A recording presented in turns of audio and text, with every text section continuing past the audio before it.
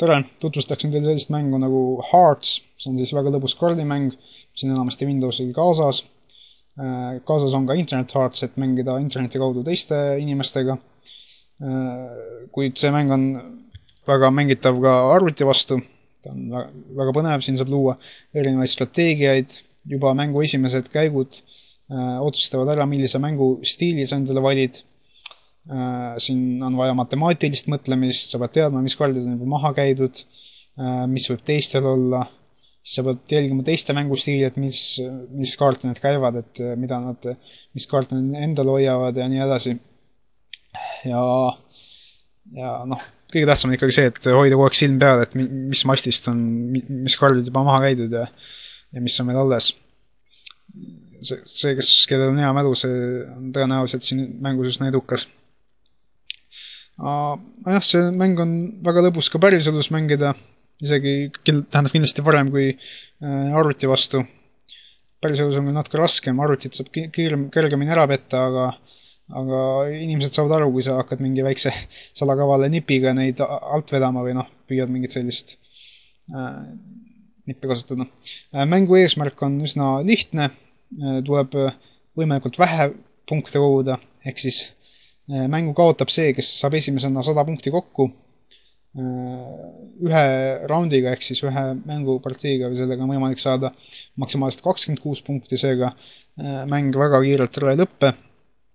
Punkte saab siis selle eest, kui sa võidad tihi, mille sees on kas mingi ärtu või siis potiemand. Iga ärtu eest, ükskõik mis suurusest on, saab 1 punkti. Kokku on see võimalik saada 13 punkti ärtude eest. Aga siis on ka selline kaart nagu potiemand. Potiemanda eest on ka võimalik saada 13 punkti. Nii et põhimõtteliselt üks potiemand on võrdne siis 13 ärtuga. Kokku on siis 26 punkti. Siin on ka väike konks sees. See, kes saab nii ärtud kui ka potiemanda, see teeb full mooni. See on siis selline asi, et kõik teised peale sinu saavad 26 punkti. See on siis äärmiselt kasulik võte, aga teda on üsna raske sooritada, sest eriti veel päriselus, seal nähakse kohe läbi, kui keegi hakkab seda üritama. Aga vahest on tõesti niimoodi, et sa vaatad juba alguses ära, et sul on nii palju ärtusi käes ja suured potid ja siis lihtsalt matemaatiliselt saab välja arvutada, et kas sul on võimalus seda teha või mitte. Siis kui on veel natuke õnne ka, siis võib kõik lappida. Põhimõtteliselt siis jah, see on üsna strateegiline mäng. Julgen kõigile soovitada ja see mäng on kindlasti selline, mida alguses võib-olla väga hästi ei saa kohe pihta, aga mida rohkem sa mängid, seda põnevamaks see muutub. Ja põhimõtteliselt mäng siis algab sellega, et käiakse või vahetatakse 3 kaarti vastasmäng või kõrvalmängiga, see on siis alguses vasakult alguses vist oli paremale, siis vasakule, siis üle laua ja siis 4. raund on ilma vahetuseta, kui ma õigesti mäletan. Ma mängin. Jah, praegult siin ei ole selles mõttes alati õigeid ja valesid strateegiaid. Siin tihti loeb sellest, et mis kaardid sulle vastu antakse. Aga praegult ma võin, mul on palju potis ja selles mõttes ma väga ei pea potiemanda pärast muretsema. Aga otsustame näiteks, et käime ruutuma hästi tühjaks. Saime päris suure terv. Üsna ohtlik seis on. Risti 2 on see kaart, mis alati alustab. Nii. Ja. Püüame veel ristid käia, okei. Võtame meelde. Võib-olla mul saab isegi full mooni teha siin. Vaatame, mis juhtub.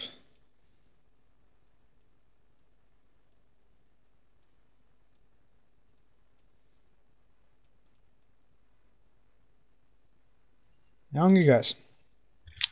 Nagu nägite, said kõik peale minu 26 punkti, ehk siis üsna edukas round. Ja nagu nägite alguses, ma ei proovinud seda kohe algusest peale teha, aga ühel hetkel lihtsalt saad aru, et sul on mingid suured kaardid juba käes ja et tekib selline võimalus ja siis tuleb seda võimalust ka aru kasutada. Ja ütleme, et üsna tihti läheb küll alt, aga ta tasub ära siiski. Sest kui sa näguni näed, et sa saad kaardid, siis juba proovida kõik võtta. Siin peab ikka natuke olema sellist matemaatilist mõtlemist, et päris suupi ei saa ka siin hakata lihtsalt koguma kaarte.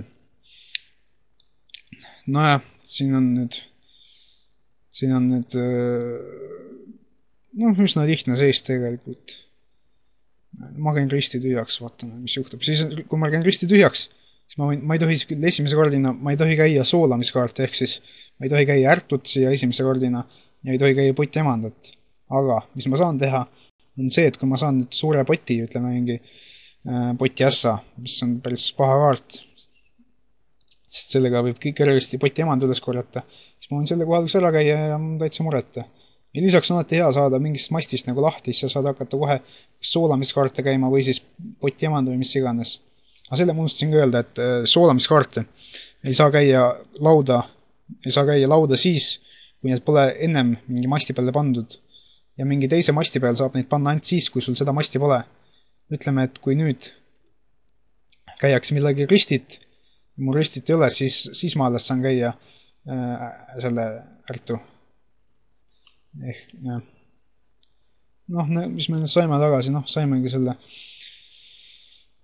poti ässa, nagu arvata oli, ja mõned suured ärtud, aga need meid õhusta, sest meil on väga palju väikseid ärtusi, nendega meil ei ole mitte mingit muret. Hetke ma ütleksin, et meil on üsna hea käsi. Saame kohe sellest lahti. Ei tea, kas ma julgen nüüd käia selle ruutu või mitte, sest see inimene, kellel oli potiemand, ta võis vabalt käia ruutu tühjaks. Ma praegu ikkagi riskin, sest seal ükskord ma pean ikkagi ära käima. No vaata, praegu läks õnneks. Ja siis, kui ma olen sellises positsioonis, tähendab, et tean, et kellelgi on potiemand, siis tasub alati käia potis alguses, siis ta nagu, noh, oletades, et tal väga palju potis ei ole, siis saab selle poti lauda ja ongi asi korras. Ei pea selle pärast enam muretsema. Noh, nüüd ma võin lihtsalt siin soolata. Ma küll tegelikult peaksin jälgima, et ega keegi muu nii tee. Aga ausalt öeldes ma ei saa praegu väga takistada ka. Ja üldse tegelikult siin arvutis ongi peamine probleem on mängimisel see, et on raske aru saada, et mis kaardid on kellelegi läinud. Päriselus sa näed kohe ära, et kelle ees need tihihunnikud on ja noh, inimesed tunned nagu paremini ja nii edasi. Aga arvutis võivad osad asjad silme eest ära lipsata. No praegu teil läks üsna normaalselt. 4 punkti. Jah, põhimõtteliselt selline mäng ongi siis ja soovitan järgi proovida. Siin on alati ka helpi alt on väga, kui ma õigesti mäletan, üsna normaalne õpetus selle mängu kohta. Ja nii ta on.